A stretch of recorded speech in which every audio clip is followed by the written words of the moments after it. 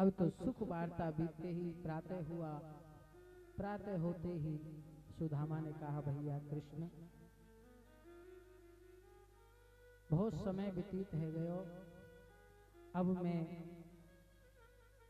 लौट करके अपने पत्नी के पास में जाऊंगा। तो जानते हो राजन, भगवान ने उन्हें रोका नहीं। जबकि सुदामा जी को आए हुए द्वारका में एक रात्रि का समय व्यतीत हुआ, लेकिन भगवान ने एक बार भी ये न कहा कि सुदामा जी तुम और रुक जाओ, चले जाना। और सुदामा जी भी एक रात्रि से ज्यादा रुकना नहीं चाहते। बोले, लाला तेरी भाभी अकेली होगी, अब मुझको वहां से निकलने में बहुत समय है गयो और पहुंचने में भी बहुत समय लग जाएगा, इसीलिए अब मैं तुमसे विदा चाहूं। भगवान ने सहर्ष सुदामा जी को विदा किया। और जानते हो राजन, ना तो सुदामा जी ने कुछ मांगा और ना भगवान ने सुदामा जी को कुछ दिया। जैसे आए थे वैसे ही चले गए। लेकिन ऐसा नहीं है, भगवान ने सुदामा को सब कुछ दे दिया। और राजन, भगवान तो केवल यही चाहते हैं, वो अपने भक्त से भी कुछ नहीं चाहते, केवल इतना चाहते हैं कि पत्रम पुष्पम फलम तोयम यो मे भक्त्या प्रियक्षते। बोले राजन, भगवान का ये स्वभाव है कि जो भी भक्त उनको भाव से जो सौंपते हैं, भगवान उसे स्वीकार करके उससे अनंत गुना उस जीवात्मा को प्रदान करा देते हैं। और सुदामा का जो मैंने पूर्व में आपको बताया, सुदामा जी कोई साधारण ब्राह्मण नहीं है। मार्ग में चलते हुए केवल हरि नाम का उच्चारण करते हुए सुदामा जी आए। और आकर के जब देखा तो उनकी जो टूटी फूटी जो झोपड़ी थी, वहां पर सुंदर महल का निर्माण हो गया।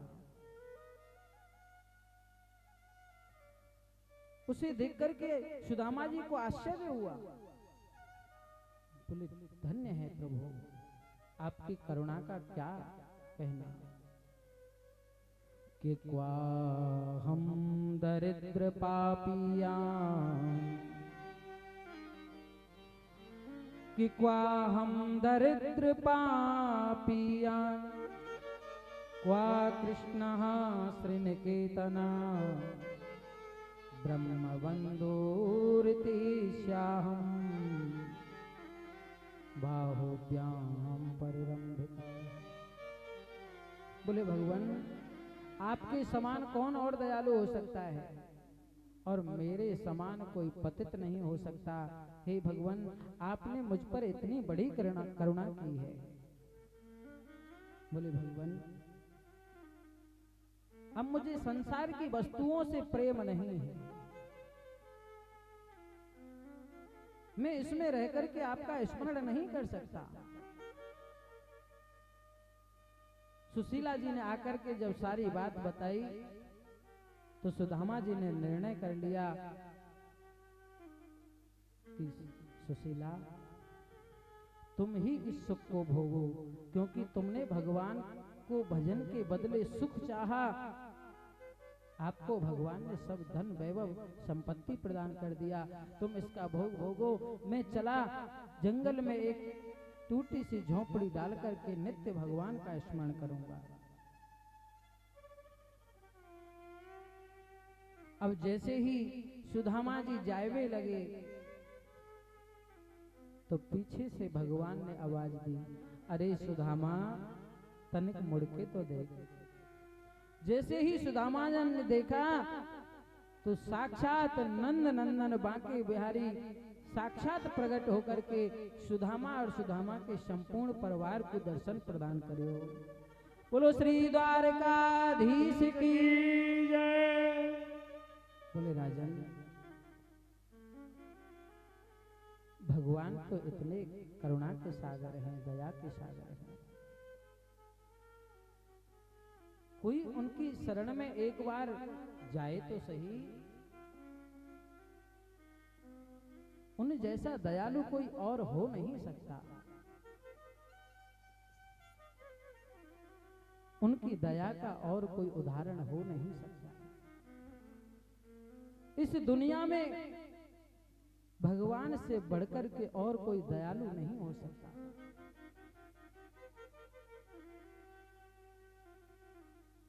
बोले राजन,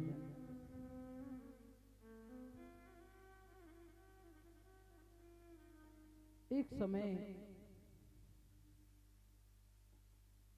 कुरुक्षेत्र में स्यमंतक पंचक क्षेत्र कहते हैं जिसे, वहां एक बार सूर्य ग्रहण का समय आया।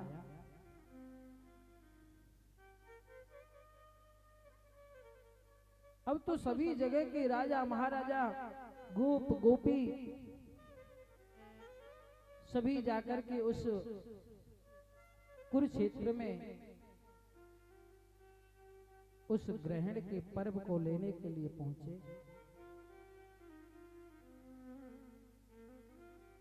और वहां ब्रजमंडल से किशोरी श्री राधे रानी भी पहुंची।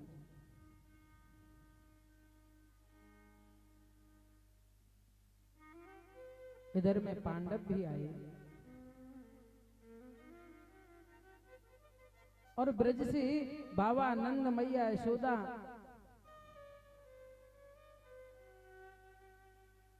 ये भी सब आए। इधर में भगवान भी अपनी समस्त रानियों के सहित कुरुक्षेत्र की पवित्र पावन भूमि पर आए।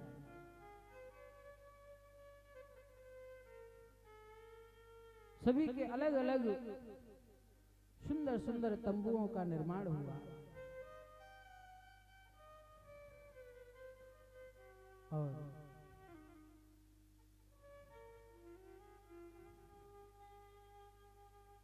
राजन,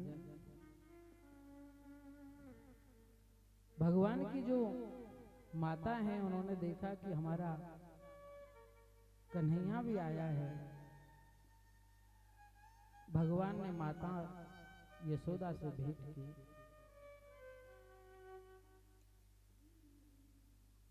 इधर में समस्त रानियों ने श्री राधा रानी से भेंट की। और जानते हो राजन, जब तक जीव राधा रानी की शरणागति नहीं होता तब तक भगवान के अनुग्रह को प्राप्त नहीं करता।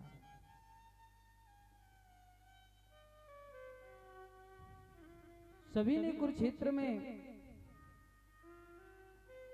जो पर्व है उस पर्व का सुख भोगा।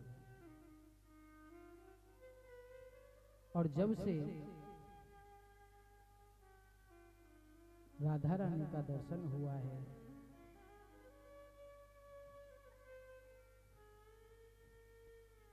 सुख प्रदान हुआ है, तब से उन समस्त रानियों के हृदय में भी राधा भाव जागृत हो गया है।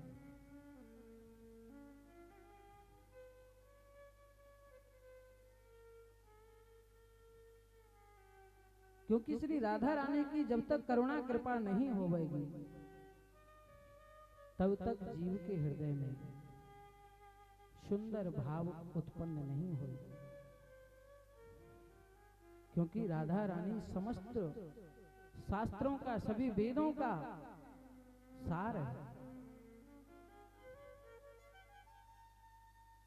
तो आइए 2 मिनट राधा नाम का संग करते हुए उसके उपरांत हमारे मध्य महाराज श्री बालयोगी जी पधारे हैं। और ये हमारा सौभाग्य है कि उनके श्री मुख से, उनकी पवित्रतम वाणी से हम 2 शब्द आशीर्वाद के रूप में, वचन के रूप में श्रवण करेंगे। तो आइए 2 मिनट राधा भाव को प्रकट करते हुए फिर उसके बाद में महाराज जी के श्री मुख से आशीर्वचन श्रवण करेंगे। राधे सर्व वेदन को सार रटें जा राधे राधे। राधे सब वेदन को सार भजें जा राधे राधे। रटें जा राधे राधे जपें जा राधे राधे। रटें जा राधे राधे तू जपें जा राधे राधे। राधे सब वेदन को सार रटें जा राधे राधे। राधे सब वेदन को सार जपें जा राधे राधे। तो वृंदावन में आयो बिन राधे नाम न गायो। वृंदावन में आयो तेने राधे नाम न गायो। तो वृंदावन में आयो बिन राधा नाम न गायो। वृंदावन में आयो तेने राधा नाम न गायो। फिर जीवन को बेकार रटन जा राधे राधे। तेरे जीवन को धिक्कार। सभी भाव से ताली सेवा करते हुए गाइए श्री राधे।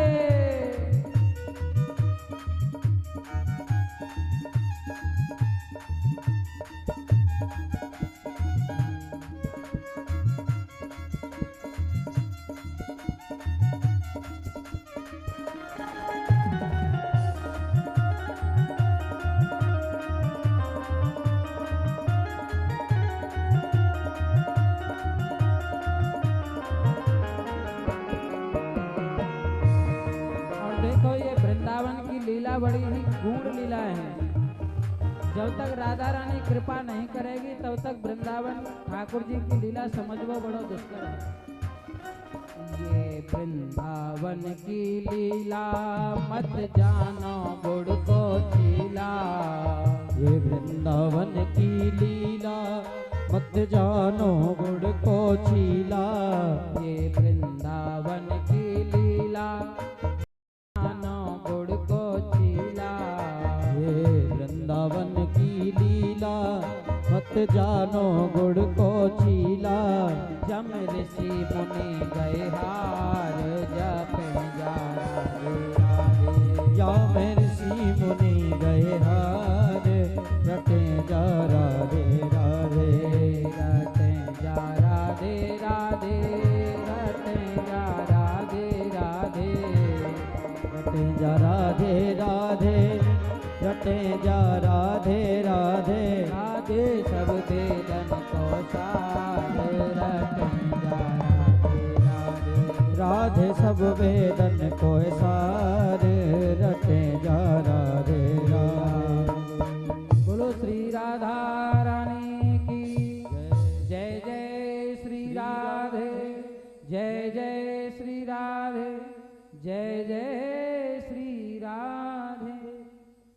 तो आइए, क्योंकि महाराज जी बहुत दूर से चल करके यहाँ आए हैं और उनको विश्राम भी लेना है, इसीलिए कथा के मध्य में ही जितना उनका मन है उतना वो आशीर्वचन दे करके हमको और समस्त भगवत वृंदों को अपनी पवित्रतम वाणी से आनंदित करें। जय श्री श्याम।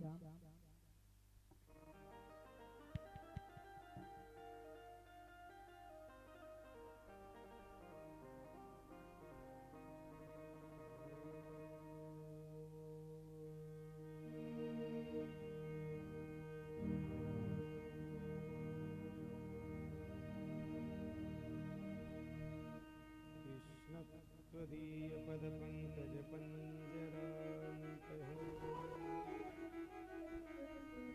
अद्वैत में दिशतु मानस राजहंसः।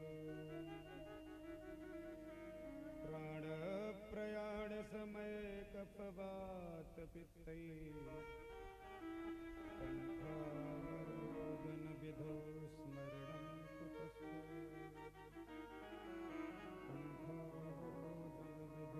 स्मरणं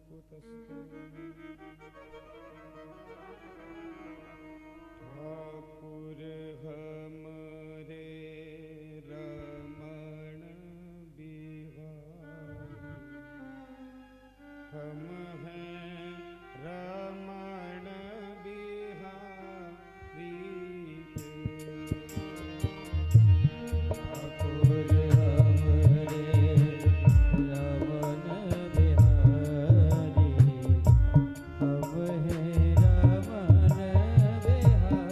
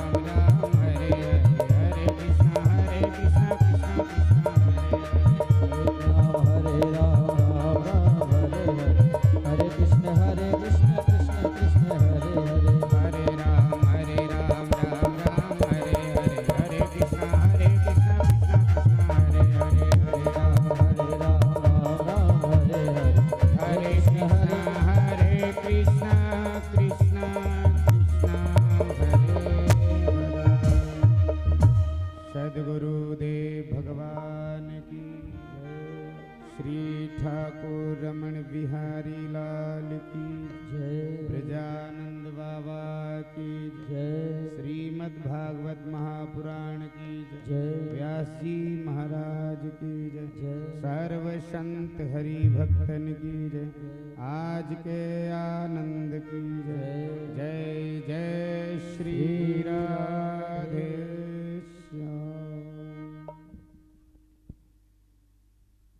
सगुण साकार निर्गुण निराकार अखिल ब्रह्मांड नायक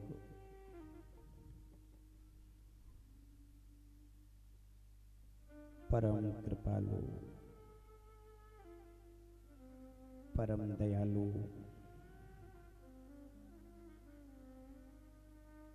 नंदनंदन ब्रज जन बंदन यशोदावन नंदन गोपति गोपीपति गोकुलपति गौलोकपति जगतपति अकारण करुणा वरुणालय भक्तवांछा कल्पतरु भगवान श्री कृष्ण के चरणों में बार बार नमन। उन्हीं की वाणमयी मूर्ति श्रीमद् भागवत पुराण बार बार वंदन।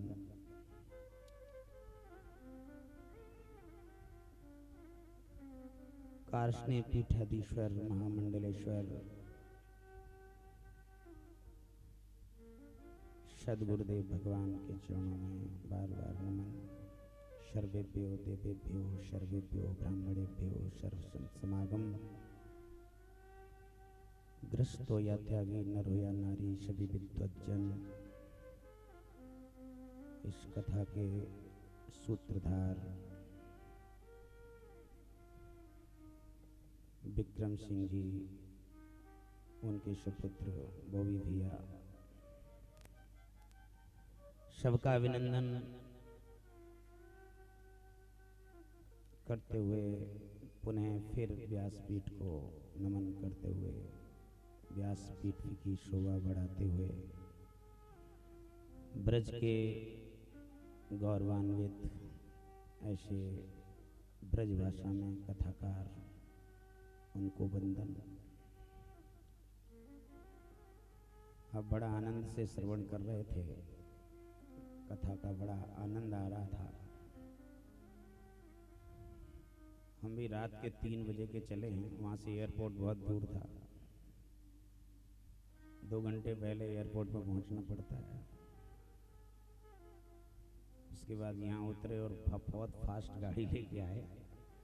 मैं ब्रज भाषा के बड़े गोवर्धन के कथाकार हैं, उनकी कथा हमने जाके सुनेंगे थोड़ा बहुत। और यहाँ के आते ही माइक हमारे पास पकड़ा दिया गया, तो मैंने कहा अभी भाई हमें सुन तो लेने दो भाई, हमारी कथाएं तो रोज सुनते ये क्षेत्रवासी। क्या बड़ी मधुर भाषा में ब्रज भाषा की कथा आप श्रवण कर रहे थे। और ब्रजवासी जितने भी कथाकार हैं उनके तो रोम रोम में ये कथा भरी हुई है। हम लोग तो न जाने कहाँ कहाँ से पकड़ पकड़ के और उस पूरी कथा को 4-4 घंटे बोलते हैं, इनके तो रोम रोम में भरी हुई है ब्रजवासी। लेकिन कथा क्या है ये आप श्रवण कर ही रहे हैं। 7 दिन है भागवत कथा के ऊपर कोई और प्रवचन होता नहीं है। ये तो आप लोगों का प्रेम है। बॉबी भैया ने बोल आना है, जल्दी आना है, कैसे भी आना है। इसलिए आज अंतिम दिन के लिए आने के लिए इतना उल्टा सीधा खर्च करके और भाग दौड़ करके आए हैं। लेकिन सुनने के लिए आए थे, सुनाने के लिए तो आए नहीं। सुनाते तो रोज रहते हैं हम। कथा क्या है ये आप थोड़ी देर के लिए श्रवण करेंगे।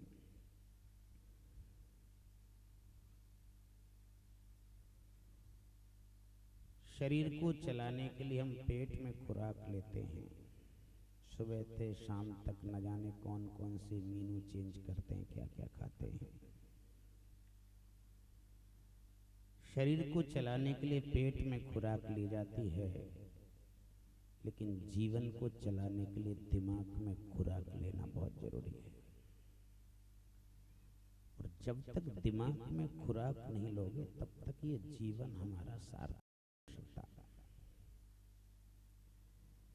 दिमाग में खुराक लेते रहते हैं तो ही हमारा जीवन सार्थक होता है। अगर दिमाग में खुराक नहीं लेंगे तो ये दिमाग खुरापात करने लग जाएगा।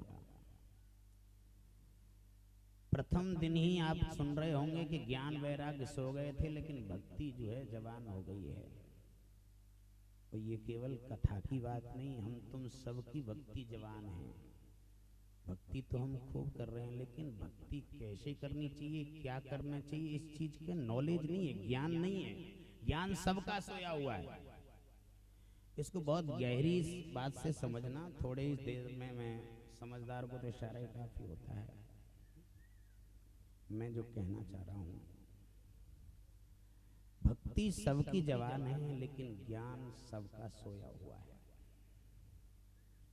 सब सुबह स्नान करेंगे, तिलक लगाएंगे, मंदिर जाएंगे, लोटा चढ़ाएंगे, पूजा करेंगे, आरती उतारेंगे। भक्ति सबकी जवान है, लेकिन ये क्यों किया जा रहा है, इसका नॉलेज, इसका ज्ञान किसी को नहीं है। ज्ञान सबका सोया हुआ है। क्यों मंदिर जा रहे हैं, क्यों मंदिर में जाके पूजा कर रहे हैं, क्यों तिलक लगा रहे हैं, क्यों लोटा चढ़ा रहे हैं, इसकी क्या आवश्यकता है। आप इसे बहुत गहराई से समझें। मैं ज्यादातर कहा करता हूं, पत्थर वही सुरक्षित है जो पर्वत से जुड़ा हुआ है, पत्ता वही सुरक्षित है जो वृक्ष से जुड़ा हुआ है, इंसान वही सुरक्षित है जो सत्संग से जुड़ा हुआ है। नहीं तो संसार में विकृति, विकार, वासनाएं इतनी फैली हुई हैं, बड़ा मुश्किल है संसार। इस बात को विशेष गौर से श्रवण करें कि सत्संग आज क्यों आवश्यक है। सतयुग में दो ग्रह युद्ध करते थे, दो ग्रहों में युद्ध चलता था। त्रेता में दो देश युद्ध करते थे। द्वापर में दो भाई युद्ध करते थे। और कलयुग में आज घर घर युद्ध हो रहा है। समझिए इस बात को। सतयुग में दो ग्रह युद्ध करते थे, ग्रहों में युद्ध होता था। त्रेता में दो देश लड़ते थे, भारत और लंका। भगवान राम और रावण का युद्ध हुआ त्रेता में। द्वापर में एक घर में युद्ध हो रहा है, भाई भाई में, कौरव और पांडव। और कलयुग में तो आज घर घर युद्ध हो रहा है, अपने अंदर ही युद्ध हो रहा है, गांव गांव युद्ध हो रहा है, घर घर युद्ध हो रहा है, परिवार में युद्ध हो रहा है। पहले एक राक्षस को मारने के लिए भगवान को एक अवतार लेना पड़ा। सतयुग में हिरण्यकश्यप को मारने के लिए भगवान ने नरसिंह अवतार लिया। त्रेता में रावण को मारने के लिए भगवान ने राम का अवतार लिया। द्वापर में कंस इत्यादि को मारने के लिए भगवान ने कृष्ण का अवतार लिया। पहले एक राक्षस पैदा था तो एक राम, एक भगवान ने अवतार लिया। लेकिन आज इतने राक्षस पैदा हो गए, गली गली, मोहल्ले मोहल्ले, घर घर, उनको मारने के लिए भगवान को कितने अवतार लेने पड़ेंगे। तो मुझे लगता है कि आज कलयुग में अवतार की आवश्यकता नहीं है, आज कलयुग में संस्कार की आवश्यकता है। क्योंकि आज के हर व्यक्ति के अंदर राक्षस पैदा हो गया। आप देखिए, हमारे अंदर राम भी है और हमारे अंदर रावण भी है। कभी अनुभव करके देखो, कभी हमारी प्रवृत्ति रावण जैसी हो जाती है, क्रोध आ जाएगा, कभी क्या करने लग जाएंगे, और कभी हमारी प्रवृत्ति एकदम राम जैसी हो जाती है, भक्ति में हो जाती है कि देखो कितना भगत है। तो हमारे अंदर रावण भी है और हमारे अंदर राम भी है। ये कभी अनुभव किया कि नहीं? कभी तो ऐसी प्रवृत्ति बन जाएगी कि इतना भयंकर क्रोध, और कभी ऐसी प्रवृत्ति बन जाएगी यार इससे बढ़िया तो कोई सरल आदमी कोई देखा ही नहीं, बहुत अच्छा आदमी है। क्योंकि अपने अंदर रावण भी है और राम भी है। कभी अनुभव करके देखो, सुबह 4 बजे हैं तो राम, हमारा अंदर का जो राम है वो कहता है कि ब्रह्म मुहूर्त है, 4 बज गए हैं, जाग जाओ।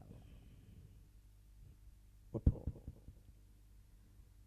अंदर का राम तो कह रहा है ब्रह्म मुहूर्त में जाना चाहिए, लेकिन अंदर ही जो रावण बैठा हुआ है वो क्या कह रहा है, यार अभी तो कितनी बढ़िया नींद आ रही है, अभी सोने दो ना यार। और हम रावण की बात मानते हैं इसलिए और सोते रहते हैं। तो इसका मतलब क्या है कि हर व्यक्ति के अंदर ही राक्षस है आज। अब उनके लिए कितने अवतार भगवान को लेने पड़ेंगे। मैं कहता हूं आज भगवान के अवतार की आवश्यकता नहीं है, आज संस्कार की आवश्यकता है। इसके लिए कथा बहुत आवश्यक है। और बड़ी खुशी का ये हमारा ये तो एक अपनापन है ये गांव का। थानागरा किसका, महाराज जी का थानागरा, वही महाराज जी का थानागरा वही। तो ये तो बहुत खुशी की बात है। वो फिल्म में एक गाना आता है कि हजारों तरह के ये होते हैं आंसू, अगर दिल में गम है तो रोते हैं आंसू, खुशी में भी दामन भिगोते हैं आंसू, इसे जान सकता नहीं ये जमाना, मैं खुश हूं मेरे आंसुओं पे न जाना। तो ये आप समझिए, हम फर्स्ट वाले दिन जब आए थे बांडल को देखने के लिए, तो बॉबी भैया के पिताजी से हमारी चर्चा हुई, तो उन्होंने बहुत पुरानी बात बताई। हमें बड़ी खुशी हुई, पूरे क्षेत्र के लोगों को खुशी है, और विशेषकर थाना नगला को तो बहुत बड़ी खुशी है कि पहली बार इस थाना नगला में इन बच्चों ने कैसे, विक्रम भैया ने क्या संस्कार अपने बच्चों में दिए कि आज इस स्थिति पे आकर के आज इस थाना नगला में पहली बार भागवत कथा। वैसे तो यहाँ 12 गांवों में कोई कथा पता पहले होती क्या, वो चल मड़िया पे हो रही है, वो हमारी कथा है, सब यही जानते हैं। 12 गांव का अब तो पूरे इधर कारव के 2200 गांव, इधर पचावर के गांव, इधर कहाँ तक के गांव।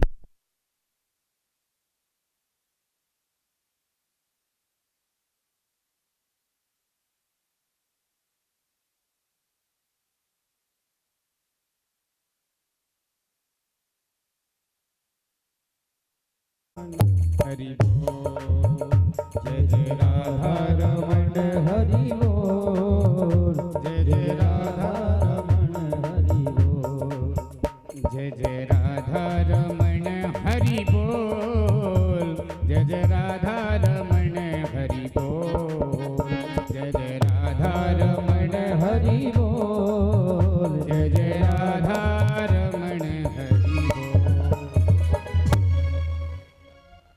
तो हम जो कहना चाह रहे थे, थोड़ी देर के लिए हम रुके और यहाँ वही भैया के पिताजी की आंखें थोड़ी नम थी और कहा, महाराज हमारे चाचा थे, बहुत पैसे वाले थे, गांव के लोगों ने कहा कि भाई तुम पे इतनी संपत्ति है, इतना सब कुछ है, तुम एक कथा करा दो ना। उनसे सारे गांव के लोग, बुजुर्ग लोग हैं, ये भी बुजुर्ग लोग कभी कभी हमें बताते रहते हैं कि हम लोगों ने भी उनसे बहुत प्रयास किया कि कथा करा दो, लेकिन सबने कहा, लेकिन आज तक इस थानागरा में वो इतने पैसे वाले होते हुए कथा नहीं करा पाए। वो हमारे वो क्या नाम है उनका, भगत जी हैं, क्या नाम है वो चश्मा वाले पीछे बैठे हमारे, हाँ हाँ क्या नाम है उनका, हैं? नहीं नहीं देखो हाथ खड़ा कर रहे हैं, वो ये भी थे उस समय मौजूद। क्या नाम है इनका, महाराज सिंह, महाराज सिट डाउन। तो कहने का मतलब ये भी इस समय मौजूद थे। उन्होंने कहा, महाराज हमने भी खूब प्रयास किया, लेकिन हमने जो है, हमको भी पसंद जो चस्का नहीं था भागवत भागवत का, बोल वो नाचने वाली लिया में तो कैसा रहेगा। तो इसमें बोल रहे थे कि हम भी इसमें सपोर्टर थे कि हमने भी कहा तो तुरंत उन्होंने मान ली और नाचने वाली को ले आए। और बड़ा कौन सा क्या बोलते हैं उसको, नाचने वाली का, छज्जन की मंडली, यहाँ की भाषा कुछ, तो छज्जन की मंडली करा दी। पर आज तक कोई ऐसा आयोजन इस गांव के अंदर नहीं हुआ। एक तो ये कह सकते हैं कि यहाँ तो मढ़िया पर जो आश्रम पे जो काम होता है गांव के यही समझते हैं वो हमारा ही काम हो रहा है, वो अपना ही है, अपनापन है, ये बहुत अच्छी बात है। लेकिन उनकी आंखों में उस समय बड़े नम थी और कहा कि मेरा बच्चा भले कैसा भी है लेकिन ऐसा पहली बार ऐसा आयोजन करा रहा है, इससे भी अपने परिवार का नाम है, अपने माँ बाप का नाम है, अपने गांव का नाम है, अपनी समाज का नाम है, क्योंकि बालक वही है जो अपने माँ बाप का नाम रोशन करे। एक बच्चा था बल्लभ के ऊपर अपने पिताजी का नाम रख रहा था, बल्लभ के ऊपर। किसी ने पूछा भाई ये बल्लभ के ऊपर पिताजी का नाम क्यों लिख रहा है? बोल टीचर ने कहा था कि पिताजी का नाम रोशन करो, इसलिए मैं बल्लभ पे लिख करके इसको होल्डर में लगा दूंगा और जैसे ही बटन दबाऊंगा ना तो पिताजी का नाम अपने आप रोशन हो जाएगा। तो ऐसा भी नहीं करना है कि पिताजी का नाम रोशन के बल्लभ पे नाम लिख के तब किया जाए। वास्तव में हकीकत अगर देखा जाए तो ऐसा। अभी बड़ा सुंदर प्रसंग सुन रहे थे सुदामा के चरित्र का।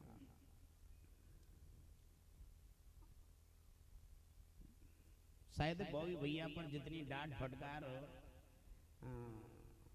विक्रम सिंह की भी पड़ी है और हमारी पड़ी है, शायद हमने भी खूब डांटा है। जब कभी वहाँ कोटा पोटा पढ़ने भेजते और कोई गड़बड़ करते तो बड़े डांटते थे वहाँ, और फिर कोई गड़बड़ी हो जाए तो जी जाने कहा करके मरा खेत खेते बिकवाओ, कहा होगा इतनी पढ़ाई करवा रहा हूँ इसकी पर कुछ कामयाबी नहीं कर रहा है। लेकिन अब मालूम पड़ा है कि भगवान ने आज कहाँ ला कर रख दिया कि आज उसने अपने माँ बाप का और हमारा भी नाम रोशन कर दिया है। और हमें ऐसा मालूम होता कि ऐसा काम करेगा तो हम और ज्यादा डांटते, हम थोड़े थोड़े डांटते थे तब। और डांट ज्यादा पड़ने के बाद और बच्चा इतना बड़ा काम करे तो हमें बड़ी खुशी होती है। और ध्यान रखना, समाज के अंदर दो ही व्यक्ति ऐसे हैं, एक तो पिता और एक गुरु। बाकी बढ़ते हुए आदमी को देख करके कोई खुश नहीं होता, लेकिन पिता और गुरु ये दो ही होते हैं। वो दोनों यही चाहते हैं कि मेरा बेटा या मेरा शिष्य मुझसे भी ज्यादा कामयाब हो। ये केवल दो ही चाहते हैं। और बाकी समाज में कोई अगर बढ़ता हुआ देखता है तो पीछे टांग खींचने वाले होते हैं। कभी आपने देखा होगा गांव में पहले हाथी आता था तो उसके पीछे कुत्ते भौंकते थे, होता ही है। अब आज तक हमको ये मालूम न पड़ा कि कुत्तों को हाथी से प्रॉब्लम क्या है। न उसकी जाति का न उसकी बराबरी का। कुत्तों से पूछा गया क्यों भाई तुमको ये बताओ हाथी से प्रॉब्लम क्या है? बोल हमको कोई प्रॉब्लम नहीं है। तो तुम उसे देख के भौंकते क्यों हो? तुम्हारी जाति का नहीं, तुम्हारी बराबरी का नहीं। तो कुत्तों ने बड़ी सुंदर जवाब दिया। उसने कहा हमें हाथी से कोई प्रॉब्लम नहीं है, लेकिन हाथी के सामने ये गांव के लोग जब हाथ जोड़ के खड़े हो जाते हैं ना तो बस यही देखा नहीं जाता। हम पर तो ये गांव के लोग डंडे लेके पड़ते हैं और इसके सामने हाथ जोड़ते हैं। यानी समाज में जिस व्यक्ति की ज्यादा वैल्यू होने लग जाए, प्रशंसा होने लग जाए, बढ़ती हुई स्थिति को देखा नहीं जाता है। और ये ध्यान रखना कि कुत्ते हाथी के पीछे ही भौंकते हैं, आगे से कोई नहीं भौंकता। लेकिन हाथी को कोई सर्दी गर्मी नहीं होती। सामने हाथ जोड़ने वाले के पास रुकता नहीं है और पीछे भौंकने वाले के पीछे मुड़ता नहीं है, अपनी मस्ती में रहता है। अगर समाज में कोई ज्यादा व्यक्ति बढ़ रहा हो और उसके पीछे भौंकने वाले हो तो भौंकने दो, लेकिन तुम अपनी मस्ती में चलो। भौंकने वाले तो भौंकेंगे, ये खास आदत है। क्योंकि जिस समय मेघनाथ जब हनुमान जी को फांस में बांध करके हनुमान जी को ले गया था तो वहां पर जब उनके सैनिकों को जो वाटिका में मारा था ना, तो मार खा खा के जब आए थे आकर के बैठ गए और जैसे ही हनुमान जी को लेके आए तो एकदम वो खड़े हो गए लोग। तो तब याद आया कि यार हमने क्या कर दिया, फिर एकदम बैठ गए। रावण ने कहा यार इसकी पूछ हमारी लंका में और हमारी सभा में इसकी पूछ ज्यादा हो गई। और रावण को हनुमान जी की पूछ से ही प्रॉब्लम थी और कोई प्रॉब्लम नहीं है। रावण केवल हनुमान जी की पूछ से प्रॉब्लम है। और यही आज स्थिति है समाज में, जिसकी पूछ ज्यादा हो रही हो लोग बस उसी से ज्यादा चिढ़ते हैं कि इसकी पूछ ज्यादा क्यों हो रही है। और दुर्जन लोगों को पूछ से ही प्रॉब्लम होती है। कि इसकी पूछ ज्यादा, और पूछ का ही मामला है सब समाज में। कहीं चले जाओ, कोई बुजुर्ग है और चबूतरे में बैठा है, उदास चेहरा है, किसी जाके पूछा कि आप आज उधर उदास क्यों बैठे हो, क्या प्रॉब्लम है? बोलो आजकल इस घर में हमारी कोई पूछ ही नहीं है। पूछ का सब जगह झंझट मिलेगा, पूछ ही नहीं हमारी। बच्चे हमें पूछते ही नहीं। बच्चों को जाके पूछा जा, क्यों भाई तुम पिताजी को कुछ पूछते ही नहीं हो? बोल पिताजी हमको कौन से पूछते हैं? सब जगह पूछ का प्रॉब्लम। कोई व्यक्ति आ जाए, उससे पूछा जाए, भाई किसी से पूछा ये कौन है? अरे इन्हें नहीं जानते, इनकी पूछ तो यहाँ से वहां तक पूछे इनकी, तो इन्हें तुम नहीं जानते हो। और किसी के घर पे जाओ और वहां से लौट के आएंगे तो क्या कहेंगे? यहाँ तो यार चाय की तो कहा चले, पानी की नहीं पूछी। ये पूछ को सब जगह मामला है। और समाज में जिस व्यक्ति की पूछ ज्यादा होती है, दुर्जन लोग उससे जलते हैं। तो रावण को पूछ से ही प्रॉब्लम थी। बैठ जाओ भैया। तो रावण ने पूछ का इंतजाम किया कि तेल बोर पट बांध पुन पावक देव लगाया। कहने का मतलब है ये हमारे देश की स्थिति रही है। मैं कभी कभी आप ही, मैं नहीं आप ही कभी कल्पना करो, इस भारत देश में अगर ये शास्त्र न होते, ग्रंथ न होते, भागवत न होती, रामायण न होती, गीता न होती, तो आज देश की स्थिति क्या होती? धन्य ये भारत देश जो आज ग्रंथों के वजह से आज इस भारत देश में धर्म सुरक्षित है। और ये ग्रंथ न होते, कथाएं न होती, भागवत न होती, तो कल्पना करो इस देश में जीना हराम हो जाता। कोई किसी की इज्जत नहीं करता, कोई किसी का आदर नहीं करता, कोई किसी को मानता ही नहीं। ये धर्म संतुलन बना हुआ है केवल शास्त्रों की वजह से बना हुआ है। विचार करो, भागवत कथा गांव में कराना कोई मामूली खेल नहीं है। हमारे कथाकार तो बड़े बड़े श्लोकों के द्वारा इसकी व्याख्या करते हैं। सर्वाण तीर्था निवसन्ति तत्र यत्रार्चितोदार कथा प्रसंग। जहां पर भगवान की कथा होती है, सर्वाण तीर्था, वहां सारे तीर्थ मौजूद होते हैं। हम किसी एक तीर्थ में जाने के लिए समय, स्वास्थ्य, संपत्ति, ये सब कुछ होगा तब जाकर के हम एक तीर्थ का लाभ उठा सकते हैं। लेकिन यहाँ न समय की जरूरत, न स्वास्थ्य की जरूरत, न संपत्ति की जरूरत। केवल घर का गेट खोल के आके इस पंडाल में बैठ जाओ, सारे तीर्थों का फल उसे प्राप्त हो सकता है। सर्वाण तीर्थान, ये भागवत कोई ऐसे ही नहीं है। नेगेटिव न ली जाए। अगर सोच हो तो बिल्कुल पॉजिटिव थिंकिंग होनी चाहिए। और भक्त वही है जिसकी पॉजिटिव थिंकिंग हो, नेगेटिव न ले।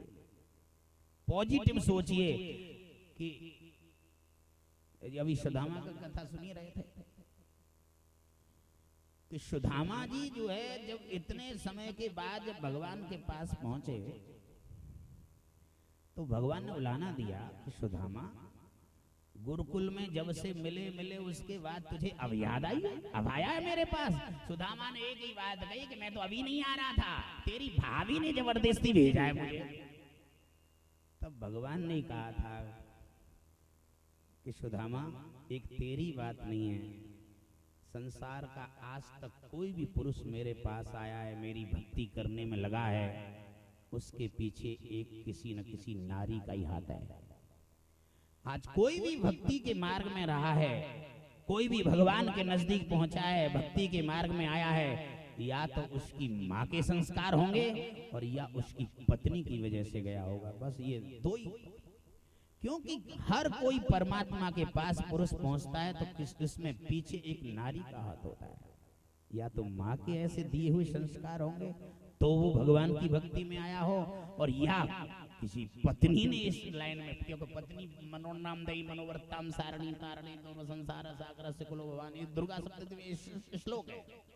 पत्नी वही है जो पति का भी उद्धार करा दे। तारणी ध्रुव संसार सागर से कुलो भवान, संसार सागर से तार दे, उसका नाम पत्नी।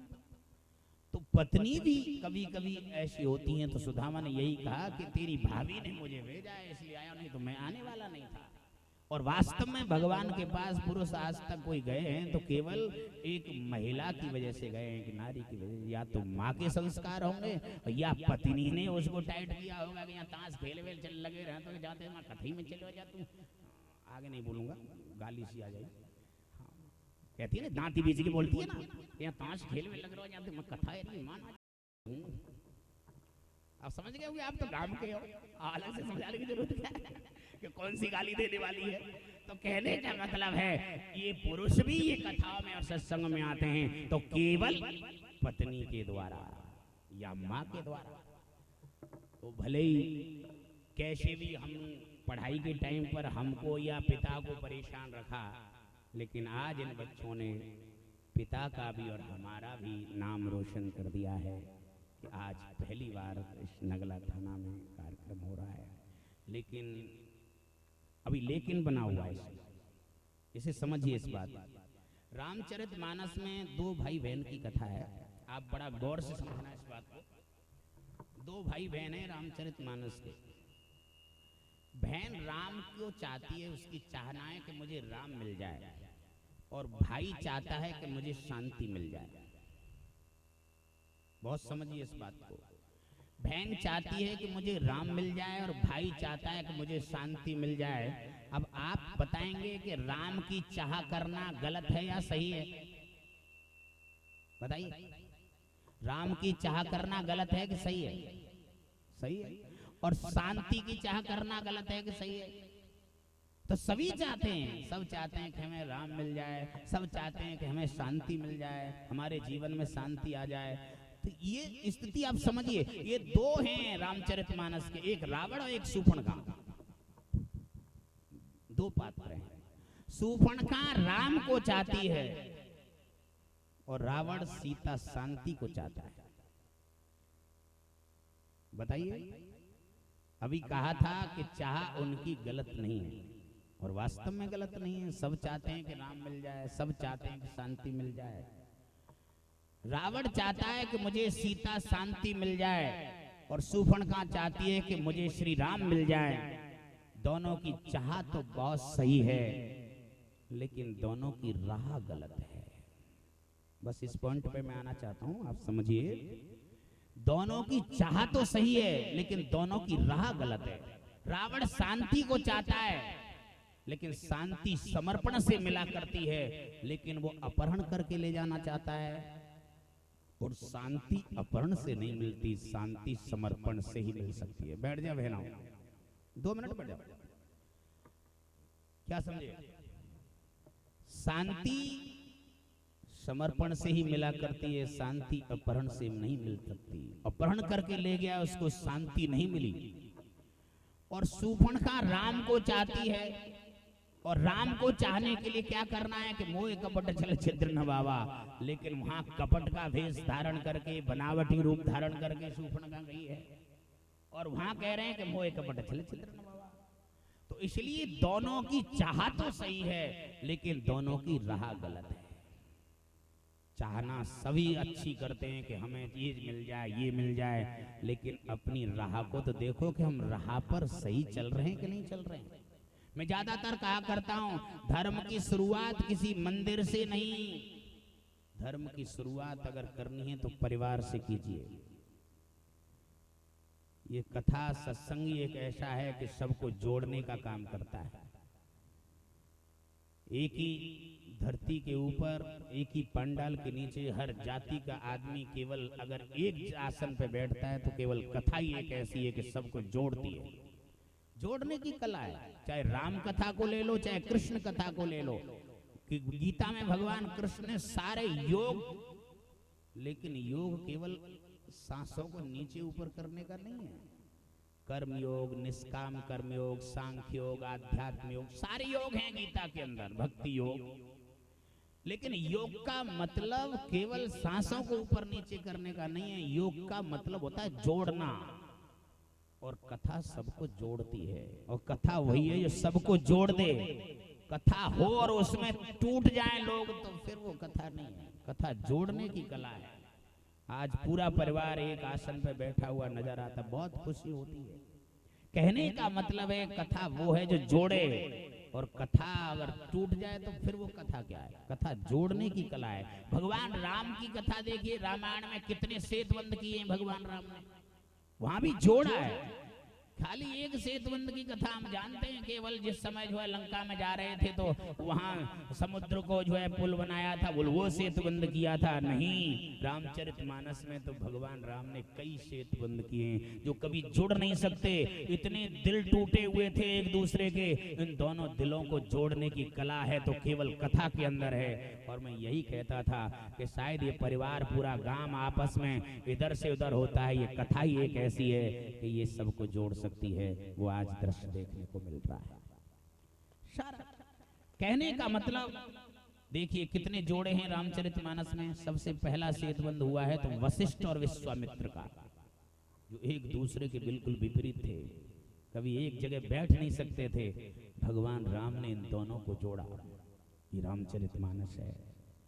दूसरा सेतुबंध हुआ तो दशरथ और जनक का, वो भी एक दूसरे के विपरीत थे, अपनी अपनी उसमें थे, लेकिन आज तक वो एक नहीं हो सकते थे। भगवान राम ने उन दोनों को जोड़ा। कथा जोड़ती है। कितने सेतुबंध हुए हैं रामचरितमानस में, और हर कथा केवल जोड़ने के लिए है, कथा तोड़ने के लिए नहीं है। इसलिए कथा तभी सफल होगी जब पूरा परिवार एकत्रित हो, एक जगह हो। मैं बार बार कहता हूं कि धर्म की शुरुआत मंदिर से नहीं, धर्म की शुरुआत परिवार से होनी चाहिए। क्योंकि मंदिर में तो हम 23 घंटे में, 24 घंटे में से 1 घंटे ही जाएंगे, लेकिन 23 घंटे तो हम परिवार के साथ रहेंगे। और परिवार जब तक एक नहीं तब तक वो कोई कार्यक्रम नहीं। परिवार आज एकत्र दिखाई दे रहा है, सब परिवार एकत्रित है। और यही है जी, बेटा की शादी हो या किसी की शादी हो, उसमें कोई इकट्ठा ना हो वो अलग बात है, लेकिन भगवान तो सबके हैं और सभी इस कथा में आनंद लेना चाहिए, सभी को यहाँ पर सम्मिलित रहना चाहिए। भगवान की कथा है, यही एक ऐसा आयोजन है कि जिसमें सबको जोड़ा जा सकता है। क्योंकि भगवान सबके हैं, किसी एक का नहीं है। भगवान को किसी ने खरीद नहीं लिया है, इसलिए भगवान सबके हैं। इसलिए भगवान की कथा सबको जोड़ती है। इसलिए परिवार से धर्म की शुरुआत होनी चाहिए। और परिवार को इंग्लिश में क्या कहते हैं? कोई बताएगा परिवार को इंग्लिश में क्या कहते हैं?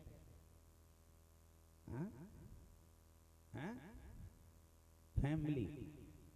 कोई छोटा बच्चा नहीं दिख रहा है, उससे पूछने में बड़ा आनंद आता है।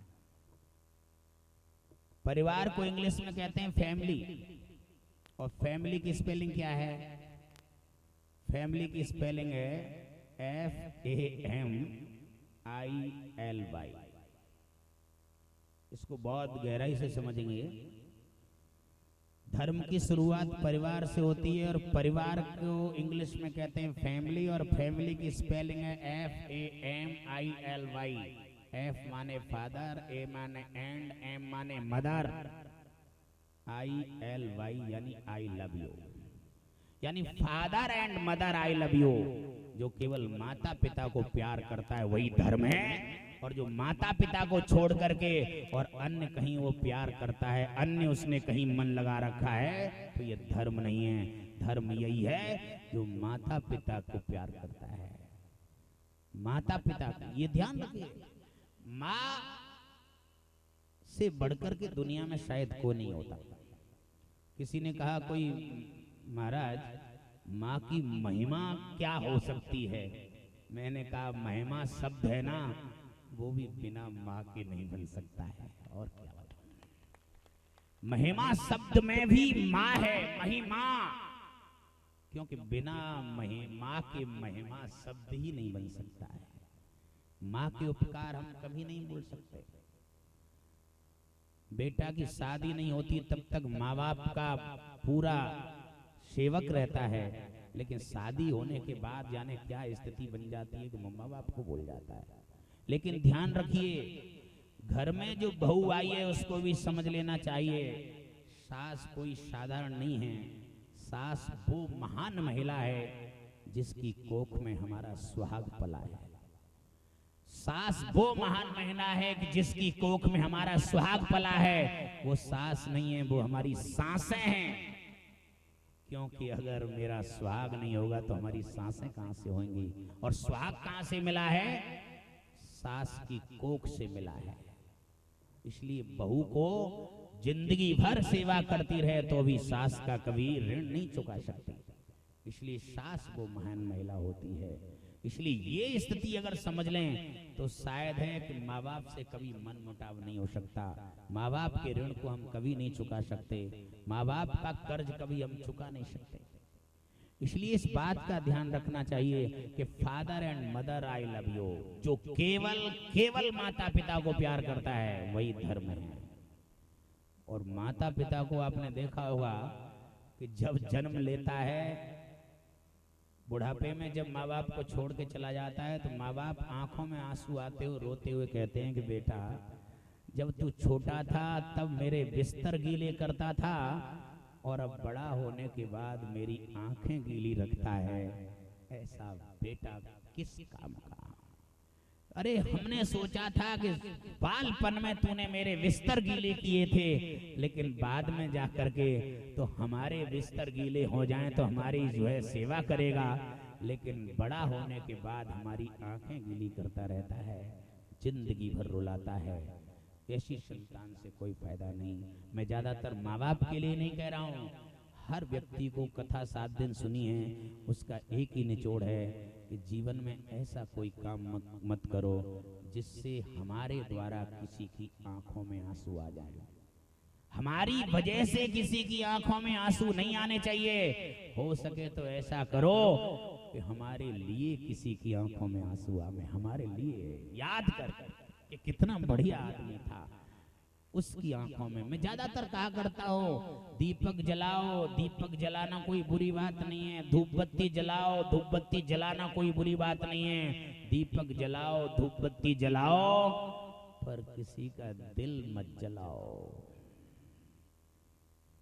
इस बात का 4 वेद 6 शास्त्र में बात मिली है। 2 सुख देहे सुख होत है, दुख देहे दुख हो। 18 पुराणेषु व्यासस्य वचनम ध्वज, परोपकाराय पुण्याय पापाय परपीडनम। 18 पुराणों में भी यही बात है, परोपकार करने के बराबर कोई पुण्य नहीं है और पर पीड़ा के बराबर कोई पाप नहीं है। क्योंकि हिंदू नाम भी बड़ा सोच समझ के पड़ा होगा। हिंदू यानी हिंसा होने पर जिसको दुख हो उसका नाम हिंदू। हिंदू कभी हिंसक नहीं हो सकता, लेकिन हिंसा केवल जीव की हत्या कर देने को ही नहीं कहते। हिंसा 3 प्रकार की होती है, एक कायक, एक वाचक, एक मानसिक। कायक तुम नहीं करते, यानी जीव को शरीर से मारना, ये कायक हिंसा है। लेकिन एक मानसिक हिंसा होती है, ये भी हिंसा है, यानी मन से किसी के लिए बुरा न सोचना। और हमारे भारत की स्थिति तो यही है कि लंदन में अगर लाइट चली जाए तो बिजली घर के दफ्तर को फोन करके पूछते हैं, और अमेरिका में लाइट चली जाए तो फ्यूज चेक किया जाता है। लेकिन भारत में लाइट चली जाए तो पड़ोसी के घर झाकेंगे, जाके गई कि नहीं है, हमारी गई है। ये भारत की स्थिति है। इसकी गई कि नहीं गई, इसकी भी जानी चाहिए, हमारी भले ही जाए पर इसकी भी जानी चाहिए। ये भारत की स्थिति, क्या कहा जाए। इसलिए मानसिक हिंसा ये भी हिंसा है, मन से किसी का बुरा न सोचना। और आजकल ऊपर से बड़ी मीठी मीठी बातें करते हैं, लेकिन अंदर भजन चल रहा, भगवान जाको एक्सीडेंट ना हो तुम कम मरे हो। ये क्या है? मानसिक हिंसा है।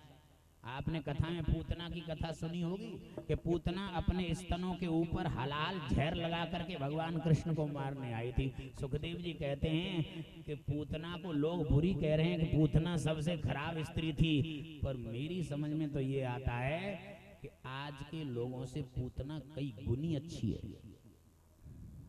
आज के लोगों की जो थिंकिंग है ना, आज के लोगों से पूतना कई गुनी अच्छी है। क्योंकि पूतना स्तनों के ऊपर ही ऊपर तो जहर लगा के आई थी, लेकिन उसके अंदर तो भगवान के लिए दूध था। और आज क्या है? आज ऊपर से चिकनी चिकनी बातें करेंगे कि मैं तुम्हारा खास हूं। ऊपर से दूध लगा के लाते हैं, लेकिन अंदर जहर भरे हो कि कम मरे हो। ये स्थिति है आज। यानी ऊपर ऊपर दूध है आज के लोगों के, लेकिन अंदर जहर भरा हुआ है।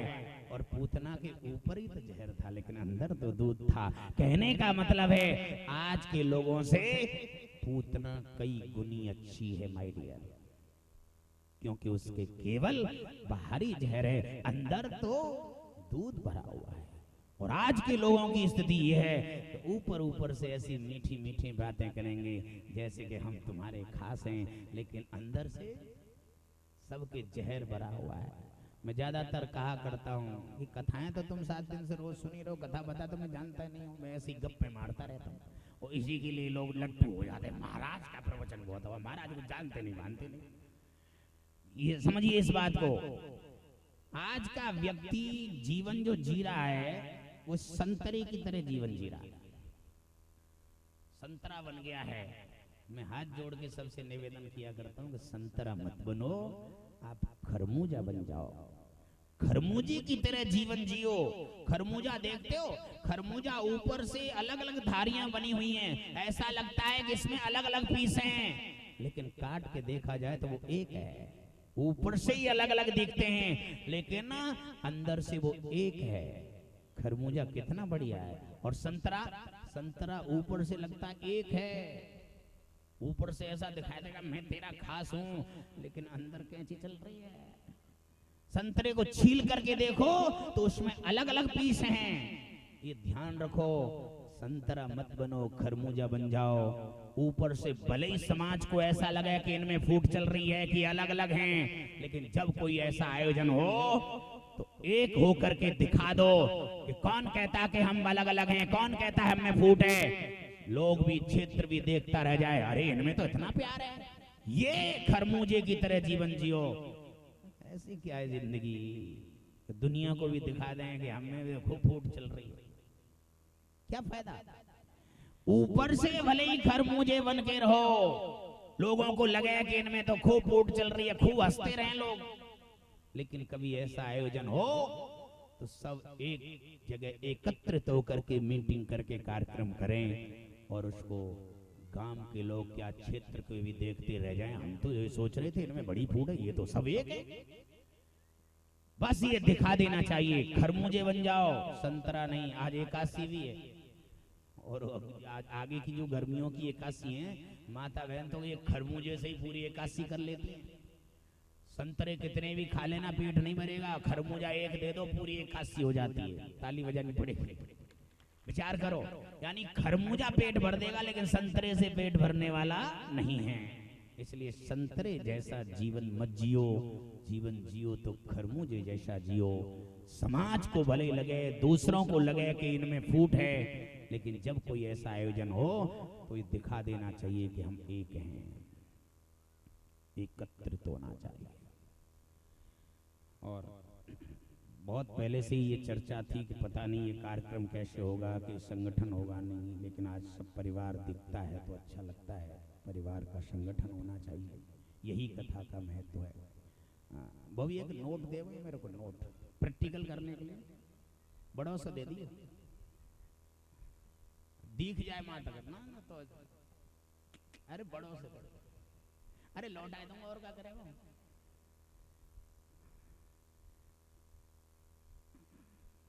अरे वो मतलब मालिक के लिए बेटी मांगे बोले सब समाज के सामने पैसे मांग रहे हो, ये तो छोटो है, जल्दी काम चला ले। चलो देखो भाई, ये प्रैक्टिकल करके मैं बताना चाह रहा हूँ। शायद अंधेरों से है वो, दिख रहा होगा ये कै को नोट है।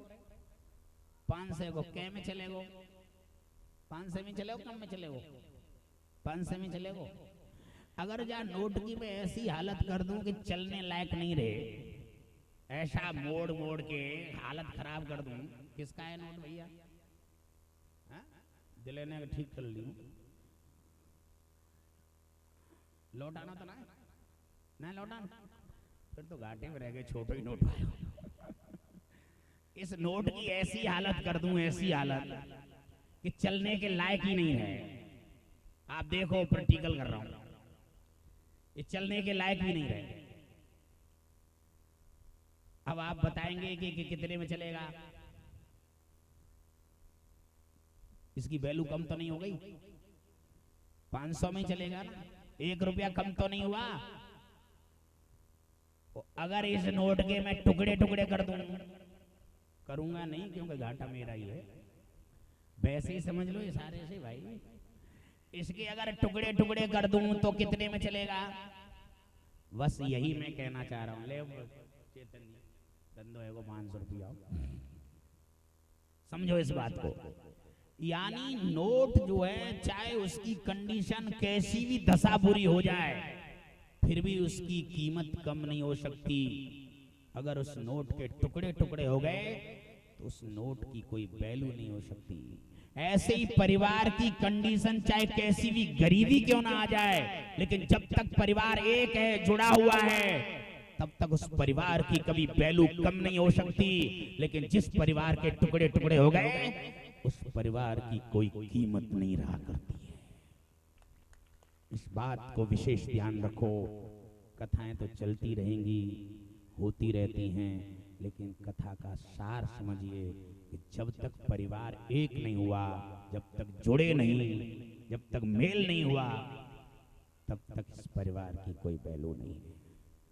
आज मुझे खुशी है बॉबी भैया ने ऐसा काम करा करके माँ बाप का भी नाम, हमारा भी नाम, और श्रेय तो वास्तव में बॉबी भी इतने भक्ति में नहीं था, लेकिन जब से शादी होके आई है, मुझे लगता है शायद उस मनोज ने इसको भक्ति में डाला है। मैंने अभी बताया ना कि सुदामा जब गए थे तो बोल तेरी भाभी ने भेजा हूं, तब भगवान ने कहा कि आज तक कोई भी पुरुष मेरे पास आया है तो केवल या तो माँ की वजह से या पत्नी की वजह से। तो श्रेय है कि आज उनकी पत्नी मनोज ने यहाँ पर ये कार्यक्रम अपने गुरुजी को बुला करके यहाँ कराया है। और जब कार्यक्रम की हमसे सूचना दी गई तो हमको बड़ी खुशी। इनको लगा शायद कोई और कथा करने आएगा तो महाराज जी को कहीं बुरा तो नहीं लगा, हम तो बड़ी खुशी से और हम सहयोग कर रहे हैं। भैया क्या बात है, अपने गांव में कार्यक्रम तो हो रहा है, कम से कम नाम हो रहा है, हमको इस बात की खुशी है। और हम तो जिंदगी भर गाली सुनाते ही रहेंगे तुमको, लेकिन ऐसी ब्रज भाषा में मधुर वाणी से कथा कहाँ आपको मिलने की है। ये आपने बड़ा उपकार का कार्य किया है कि यहाँ गोवर्धन से इनको बुला करके और इस कार्यक्रम को करवाया है। और अभी आपने कथा में बीच में सुना होगा कि जिस समय सती अपने पिता के यज्ञ में शरीर जब जला दिया, उसके बाद वो हिमाचल राजा के यहाँ जन्म लेके पार्वती के रूप में आई। और उन पार्वती का शादी जब शंकर भगवान के साथ हुई तो शादी के बाद जाकर के पार्वती ने प्रश्न वही रख दिया कि वो प्रश्न अब भी लगा हुआ है पूर्व जन्म का, मैं जानना चाहती हूँ राम कौन है। ये प्रश्न जब शंकर भगवान से किया तो शंकर भगवान की वाणी से एक ही शब्द फूट गया। क्या फूटा कि धन्य धन्य गिरिराज कुमारी, तुम समान नहीं को उपकारी। इस प्रकार से प्रश्न करके मेरी वाणी से जगत के लोगों को राम कथा सुनवाना चाहती हो, और जो दूसरों को राम कथा भगवान की कथा सुनवाना चाहता है उससे बड़ा परोपकारी कोई नहीं होता। जैसे शंकर भगवान ने कहा कि तुम समान नहीं को उपकारी, ऐसे ही मैं इस परिवार को कहता हूँ कि तुम समान नहीं को उपकारी, कि जिन्होंने आज ऐसा आयोजन इस कार्यक्रम को किया, यहाँ भगवान की कथा सुनने। ये एक अलग बात है कि संख्या नहीं रही, क्योंकि यहाँ सब कार्यक्रम जो है आलू का और उसका ज्यादा चल रहा है। हमने सोचा लास्ट वाला दिन होगा तो बड़ी भीड़ होएगी और वहाँ जा कर के हम सबके दर्शन करेंगे, लेकिन हम तो देखते ही नाटक देख गड़बड़ हो गया कि लास्ट वाले दिन भी इतनी पब्लिक है, जिससे तो वे छोटे से पंडाल में ही काम चला लेते, इतना खर्चा पंडाल का क्यों करते। और उससे पहले खेत के गेहूँ फेहूँ कट गए जी और घाटा हो गया, या छोटा सा ही पंडाल बन जाता। इतना सब घाटा में, उसके बाद भी पब्लिक में भी घाटा। वो एक सुदामा की कथा में आता है ना कि सुदामा की कथा में वहाँ एक भगवान ही संत का रूप लेकर के सुदामा के यहाँ मांगने के गए थे, लेकिन सुदामा के यहाँ तो सदा एकादशी रहती थी, वो खाने को व्यवस्था ही नहीं तो सदा एकादशी, जहाँ खाने की व्यवस्था नहीं हो तो सदा एकादशी, क्योंकि वहाँ सौदा ही नहीं था खाने का। बोल क्या है, बोल सदा एकादशी रहती है यहाँ। तो बच्चों को यही मन समझाती रहती थी कि एकादशी है बेटा, और बच्चे कहते हैं एकादशी कब बीतेगी भैया, बोले एकादशी कभी बीतने वाली। और हमने सोचा कि हम लास्ट वाले दिन भी पब्लिक नहीं है तो यहाँ भी एकादशी, बोला आज एकादशी है महाराज इसलिए पब्लिक कम है। तो यही समझ लो कि यहाँ तो 7 दिन एकादशी रही है। बोले क्योंकि यह पब्लिक नहीं तो एकादशी बना ली।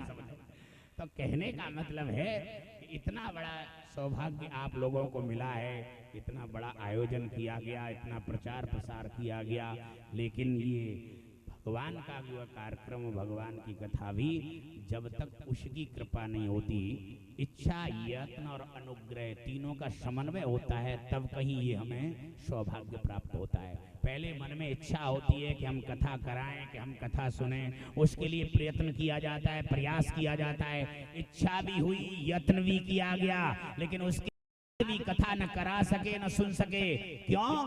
तीसरी चीज जब तक नहीं होगी तब तक ये सौभाग्य प्राप्त नहीं हो सकता। और तीसरी चीज है भगवान का अनुग्रह है, और जब तक अनुग्रह भगवान का नहीं होगा तब तक ये आयोजन कोई करा नहीं सकता है। इसलिए बिन सत्संग विवेक न होई। लेकिन आगे क्या कह दिया?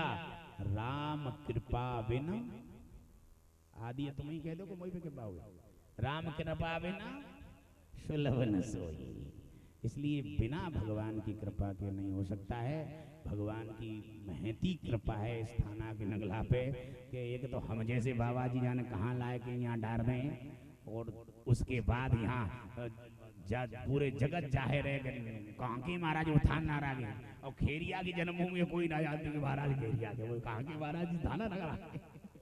तो कहने का मतलब इतनी भगवान की कृपा है इस गांव के ऊपर। और उसके बाद आज ये पहली बार ऐसा हमें सौभाग्य प्राप्त हुआ है कि थाना नगरा में भगवान की चर्चा हुई, भगवान की कथा हुई। जहाँ कथा होती है वहाँ सारे तीर्थ मौजूद हो जाते हैं। इसलिए मैं बार बार धन्यवाद दूंगा इस परिवार को, और इन्होंने ये आयोजन कराया, और सभी जितने भी इस कथा श्रवण करने वाले जो भी भक्त हैं, संत हैं, उनको भी बार बार अभिनंदन।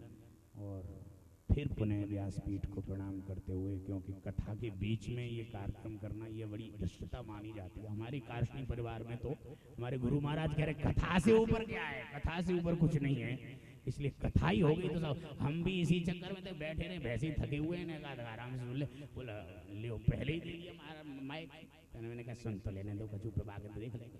तो कहने का मतलब है कथा से ऊपर और कोई प्रवचन नहीं होता है, सबसे बड़ी कथा है। इसलिए फिर मैं बार बार सबको अभिनंदन करते हुए वाणी को विराम देता हूँ।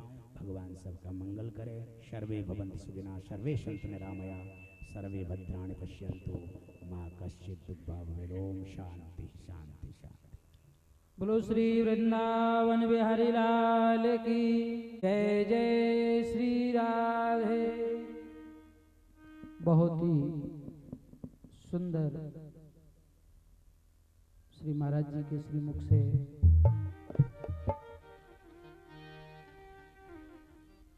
सुंदर विषयों को आप लोगों ने श्रवण किया। प्राय कथा का जो सार स्वरूप है वो महाराज जी की वाणी से आपने श्रवण कर ही लिया, क्योंकि समय भी अपनी गति से निरंतर चलता ही रहता है। तो समय सीमा को ध्यान में रखते हुए तो आइए 2 मिनट पहले हरि का नाम संग कर लें, उसके बाद में फिर सूक्ष्म स्वरूप से कथा का विश्राम लेंगे।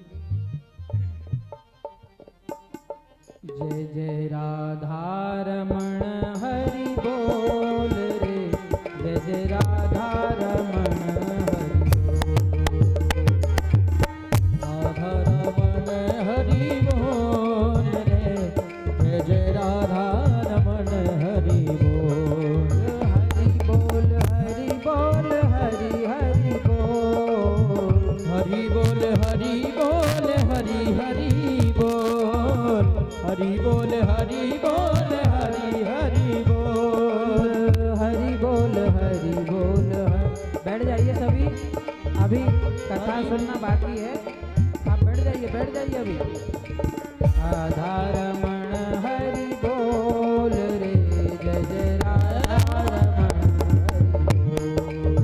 बोल, जय जय राधा रमण हरि बोल रे, जय जय राधा रमण हरि बोल, जय जय राधा रमण, जय जय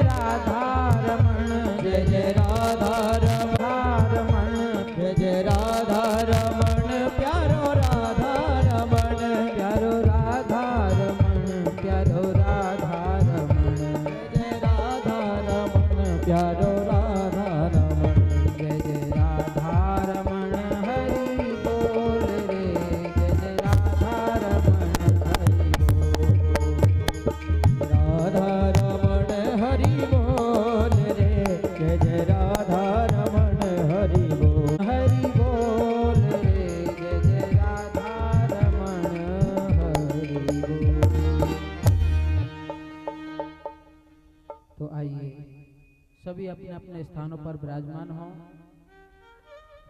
अभी भगवान की कुछ मंगलमय कथाएं हैं, सभी कोई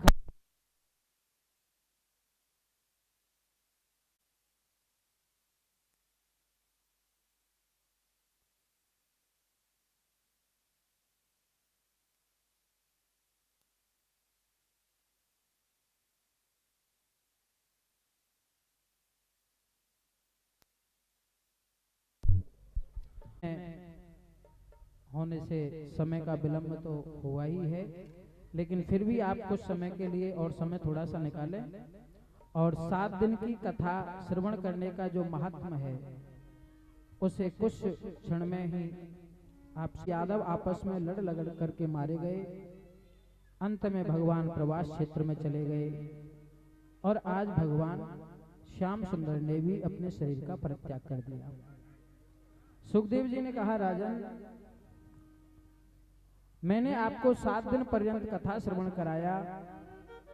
आज समय बहुत न्यून है, इसीलिए सूक्ष्म नवयोगेश्वर संवाद कह करके राजा को समझाया। बोले, राजन, कथा के 10 लक्षण हैं, सर्ग, विसर्ग,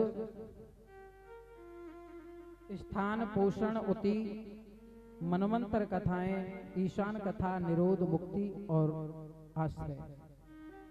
जब जीव भगवान के आश्रय हो जाता है तो जीव का कल्याण निश्चित रूप से होता है।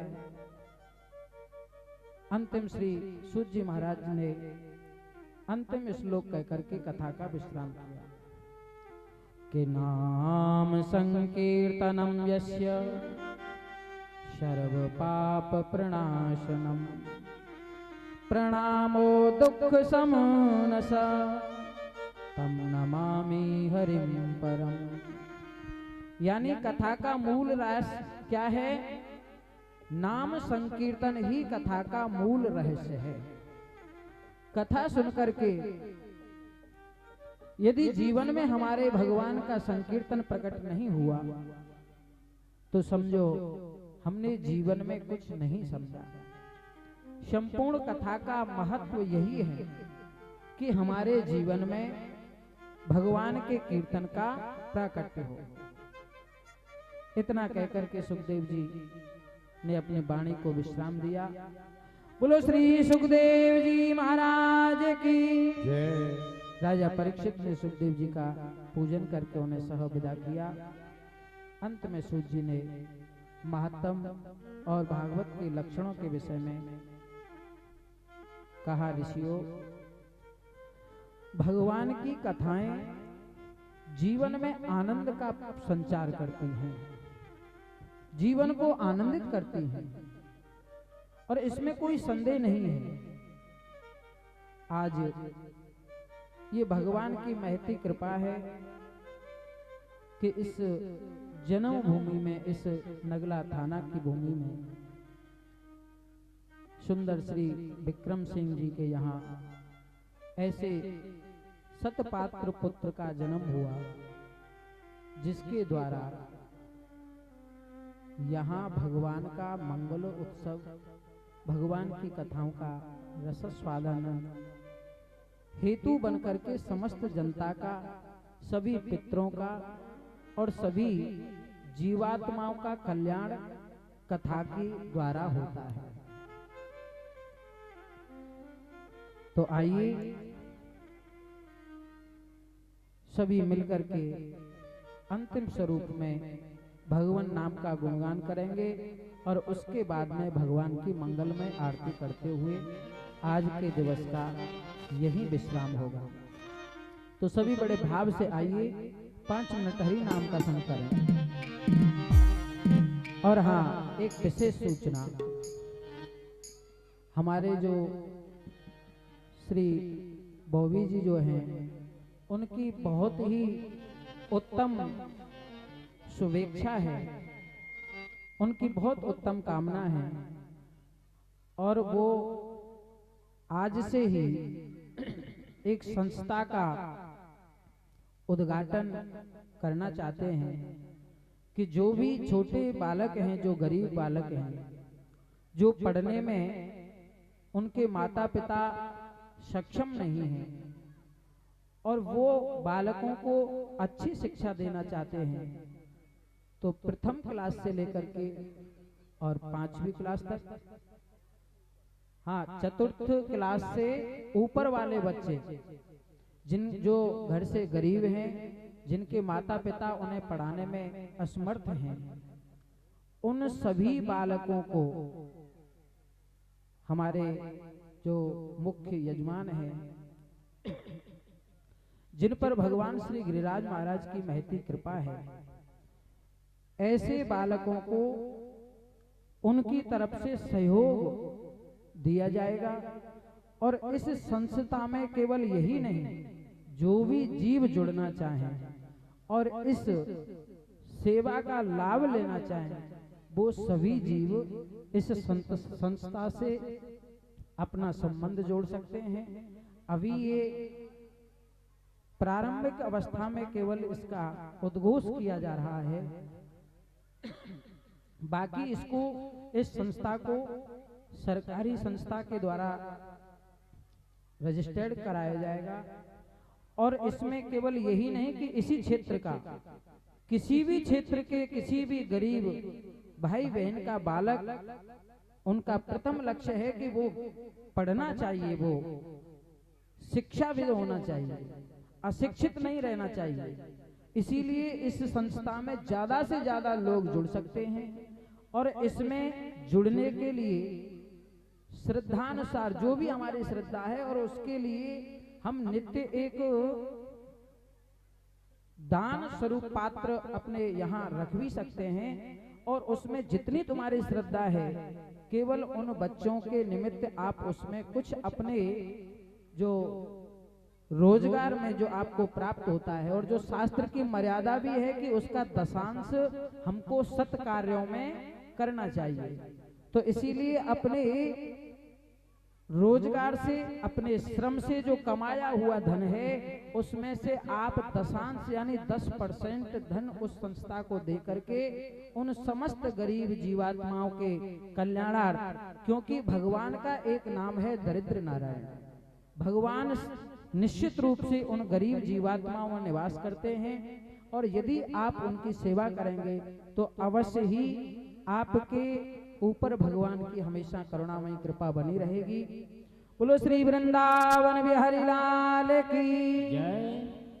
तो आइए अंतिम स्वरूप में भगवान नाम का संग करते हुए और फिर उसके बाद में भगवान की मंगलमय आरती की जाती होगी।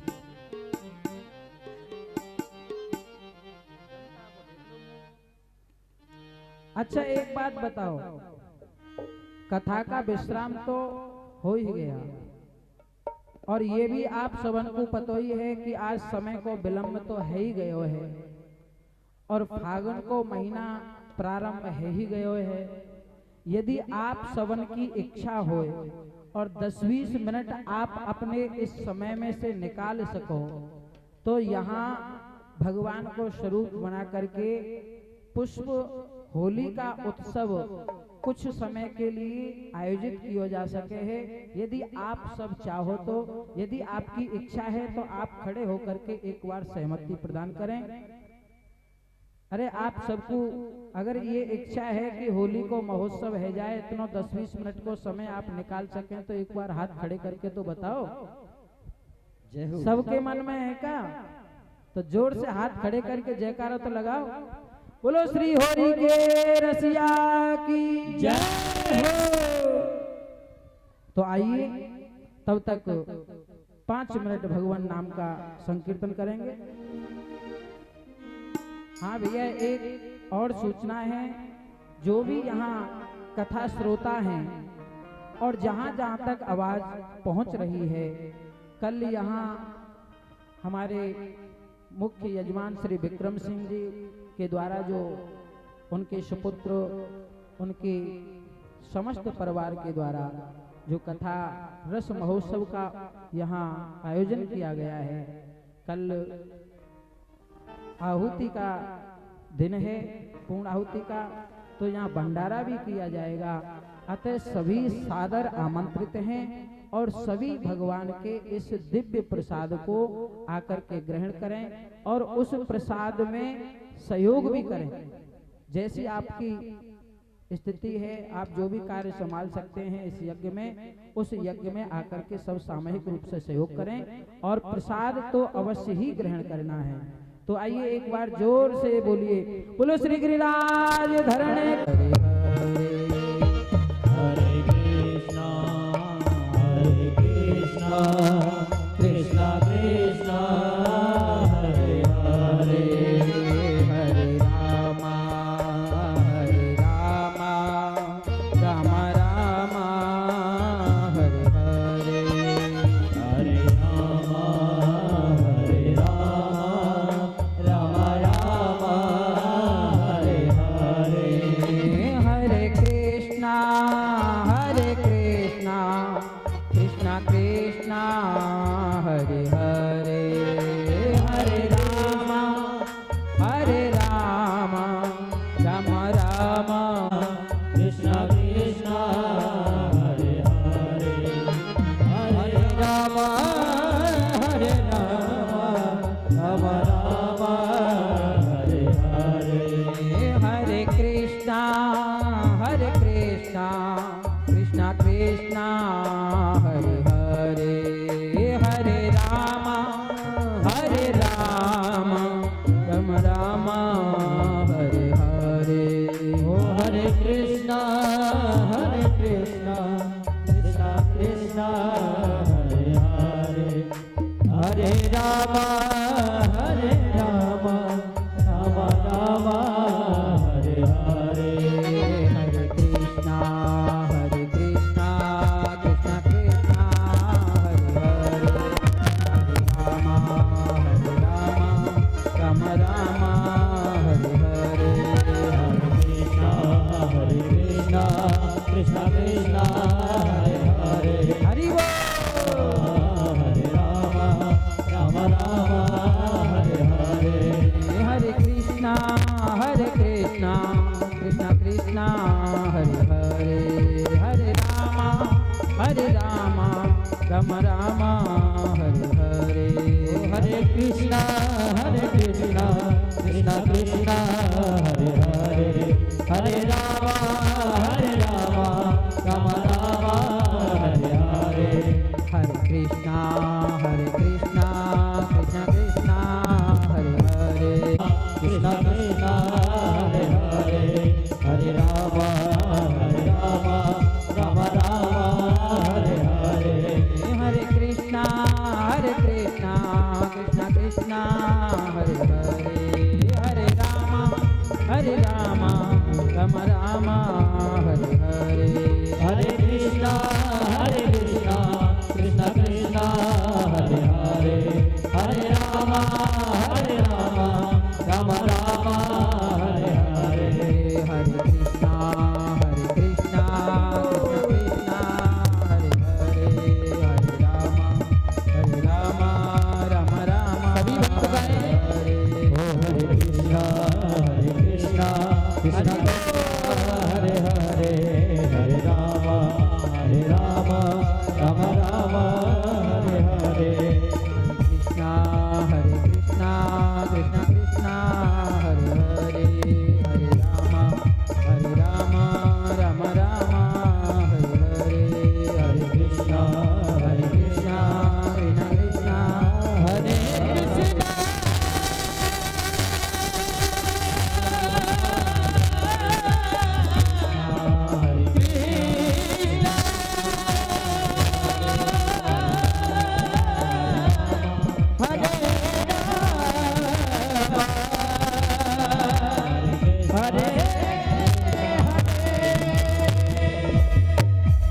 बोलो श्रीमद् भागवत महापुराण की जय हो। श्री सुखदेव जी महाराज की जय हो। श्री व्यास जी महाराज की जय हो। राजधरण की जय हो। श्री राधा रानी की जय हो। जय जय श्री राधे। जय जय श्री राधे। जय जय श्री राधे। सभी आज और ध्यान दीजिए, 7 दिन की कथा का मूल रहस्य यही है कि अपने जीवन में भक्ति को प्रदान करना, भक्ति को अवगाहन करना। और सबसे पहली भक्ति व्यास जी ने बताई श्रवण यानी कथाएं सुनना, और उसके बाद में है कीर्तन। आपने 7 दिन तक कथा सुनी, अब उसका फल है कीर्तन। तो इसीलिए आज इस कथा मंडप में बैठ करके आप शुद्ध चित्त होकर के ये संकल्प लें कि आज के बाद, आज से निरंतर हम अपने घर में संध्याकालीन समय में एक शुद्ध घी को दीपक प्रज्वलित करो। अगर मंदिर नहीं होए तो एक ठाकुर जी को सुंदर मंदिर को निर्माण करो, और संध्या के समय वहां घी को दीपक प्रज्वलित करो। और कोई भी भगवान को कीर्तन, ये महामंत्र हरे कृष्ण कृष्ण कृष्ण हरे हरे, हरे राम राम राम हरे हरे, ये महामंत्र को आप 5 मिनट बैठ करके कीर्तन कर लो। आप 6 महीने ईमानदारी से कर लो, मैं गारंटी के साथ में कहता हूँ 6 महीने के बाद में आपके जीवन से, घर से तो बहुत दूर की बात है, जीवन से रोग, संताप, दुख, दारिद्र सब कुछ नष्ट हो जाएगा। ऐसा ये भगवान का पतित पावन नाम है।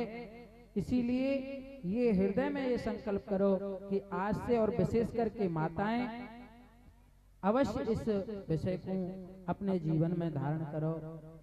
और देखिए 7 दिवस पर्यंत आपने व्यासपीठ से भगवान की मधुरतम कथाओं को श्रवण किया, और विशेषतया व्यासपीठ से ये श्रम किया जाता है कि किसी भी प्रकार का कोई कष्ट जीव को प्राप्त ना हो।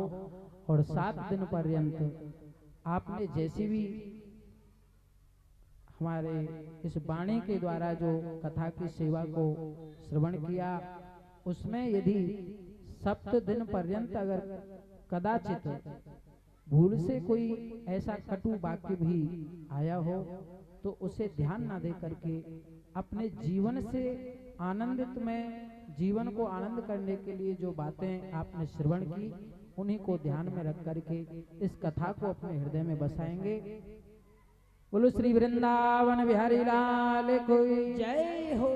और कथा पीठ से सभी को वंदन अभिवंदन, क्योंकि श्रोता भक्त वृंद ये सब भगवत स्वरूप हैं।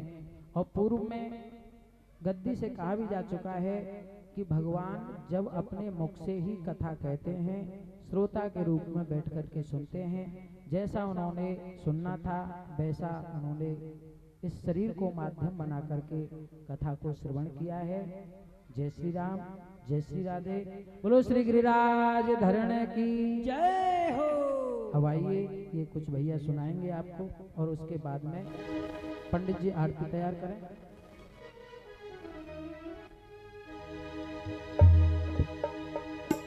कि फागुन को महीना लगो, फागुन को महीना लगो, मेरे दिल में उठे उमंग, ओ रंग डाल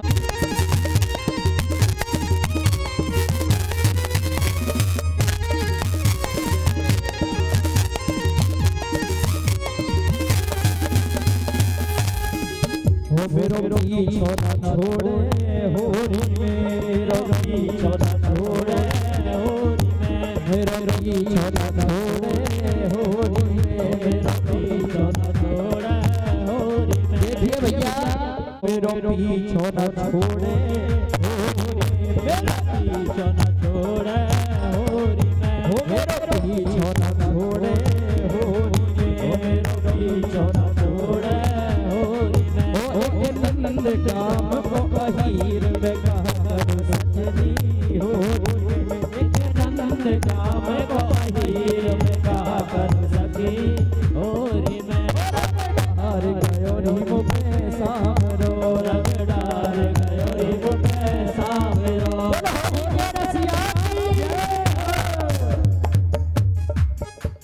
और देखिए फागुन को महीना तो लग ही गयो है, और ये ब्रज भूमि तो है ही है। तो ठाकुर जी का स्वरूप भी बना है। आज बिरज में होरी रे रसिया, आज बिरज में होरी रे रसिया, होरी रे रसिया बरजोरी रे रसिया, होरी रे रसिया बरजोरी रे रसिया। आज होरी रे रसिया, आज बिरज में होरी रे रसिया, आज बिरज में होरी रे रसिया, बिरज में होरी रे रसिया।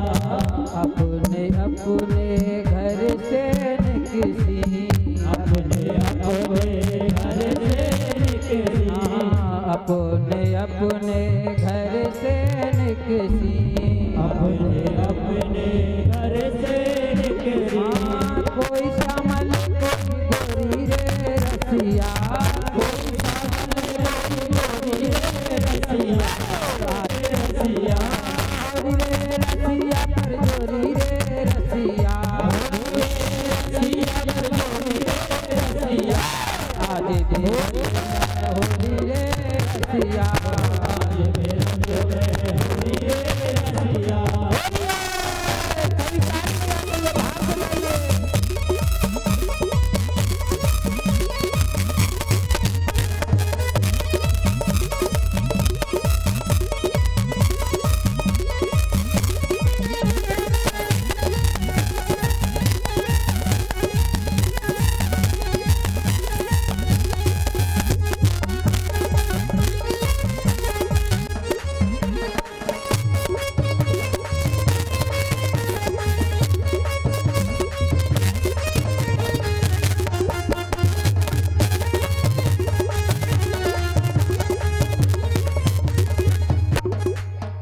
और कौन गाम को कुंवर कन्हैया प्यारी, कौन गाम को कुंवर कन्हैया प्यारे, कौन गाम को कुंवर कन्हैया प्यारे, कौन गाम को कुंवर कन्हैया प्यारे। कौन गाम की गोरी रे रसिया, कौन गाम की गोरी रे रसिया, कौन गाम की गोरी रे रसिया, कौन गाम की गोरी रे रसिया।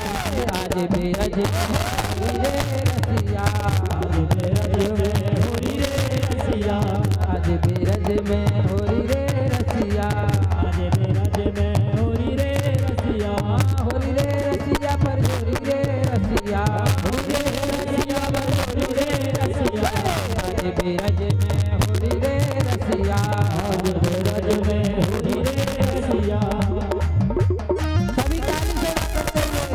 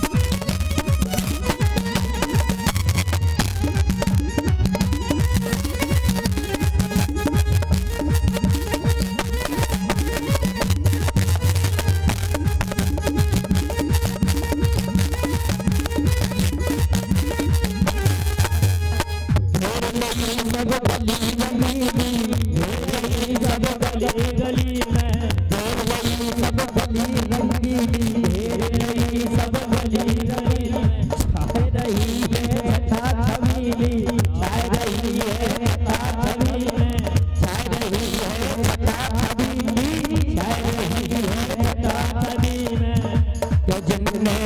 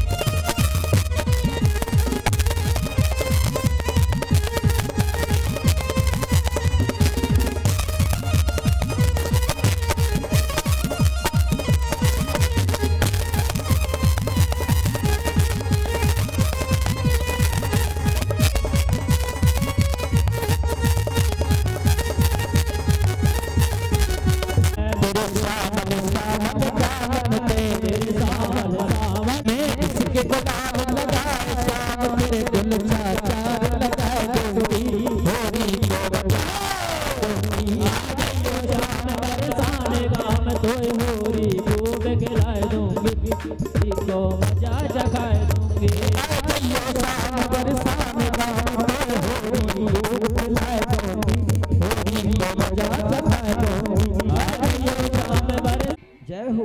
ओम कृष्णाष्टाम करीषणी ईश्वरीं सर्वभूतानां तामिहो पये श्री अम्मा पुनः तदोपरांतर्गते शास्त्र पूजनांतर्गते द्रव्य दक्षिणां समर्पयामि। नमो नमः।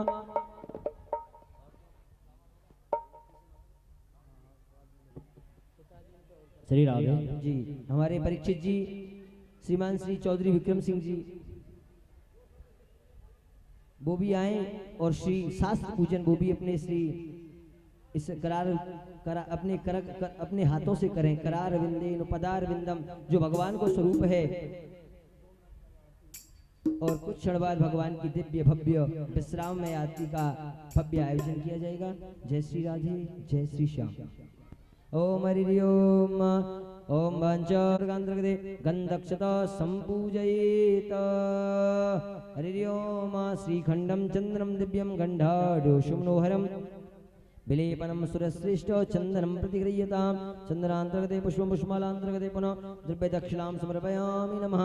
द्रव्यदक्षिणान्तर्गते पुनः हस्तौ बुग्धा प्रार्थनं मागधेय। अब हाथ जोड़ के माँ पराम्बा श्री बांगमय स्वरूप भगवान के श्री प्राण पुरुषोत्तम का ध्यान करें और हाथ जोड़ के नमस्कार करें। हरि ओम।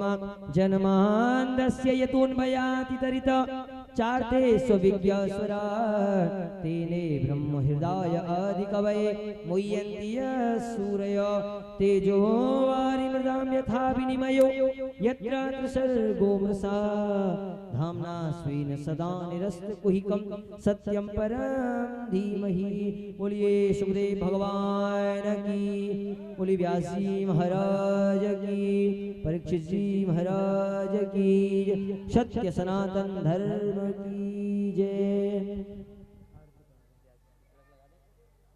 व्यासाय विष्णुरूपाय व्यासरूपाय विष्णवे नमो ब्रह्मविद्यै वासिष्ठाय नमोस्तुते नमस्तेस्तु व्यास विशालवद्दे फुल्लारविन्दाय पत्रनेत्रं येन त्वया भारततैलपूर्णे प्रज्वालितो ज्ञानमया प्रदीप आरार्तिक्यं समर्पयामि। हाँ जी।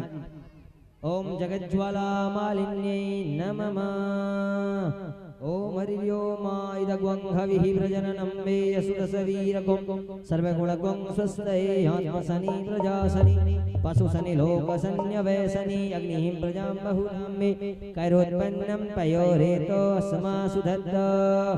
ओम भगवान की है आरती, पापियों को पाप से है तारती। श्री भगवान की है आरती, पापियों को पाप से है तारती।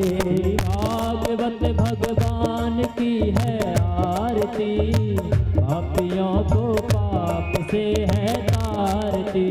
भागवत भगवान की है आरती, पापियों को पाप से है तारती। ये अमर ग्रंथ ये मुक्ति पंथ ये पंचम वेद निराला है, नव ज्योत जलाने वाला है।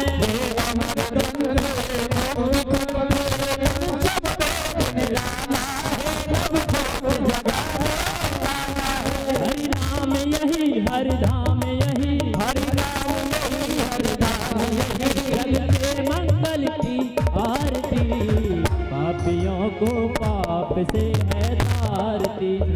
भागवत भगवान की है आरती, पापियों को पाप से है तारती। भागवत भगवान की है आरती, पापियों को पाप से है तारती। श्री भागवत भगवान की है आरती, पापियों को पाप से है तारती। शांति गीत पावन पुनीत पापों को मिटाने वाला है, तरस कराने वाला है। ये शांति गीत पावन पुनीत पापों को मिटाने वाला है, तरस कराने वाला है। ये सुख करनी ये दुख हरनी, ये सुख करनी ये दुख हरनी, मधुसूदन की आरती, पापियों को पाप से है तारती। श्री भागवत भगवान की है आरती, पापियों से है तारती। भागवत भगवान की है आरती, पापियों को पाप से है तारती। श्री भागवत भगवान की है आरती, पापियों को पाप से है तारती। ये मधुर बोल सतपंथ कोल सन्मार्ग दिखाने वाला है, बिगड़ी को बनाने वाला है। ये मधुर बोल सतपंथ कोल सन्मार्ग बताने वाला है, बिगड़ी को बनाने वाला है। श्री राम यही घनश्याम यही, श्री राम यही घनश्याम यही, प्रभु की महिमा की आरती, पापियों को पाप से है तारती। भगवान की है आरती, पापियों को पाप से है तारती। कर्पूर गौरम करुणावतारम संसार सारम भुजगेन्द्रहारं सदा वसन्तं हृदयारविन्दे भगवानी शेषं नमः। त्वमेव माता पिता त्वमेव बन्धु सखा त्वमेव वेद्याद्रविणं त्वमेव सर्वं मम देवदेव त्वमेव सर्वं मम देवदेव त्वमेव सर्वं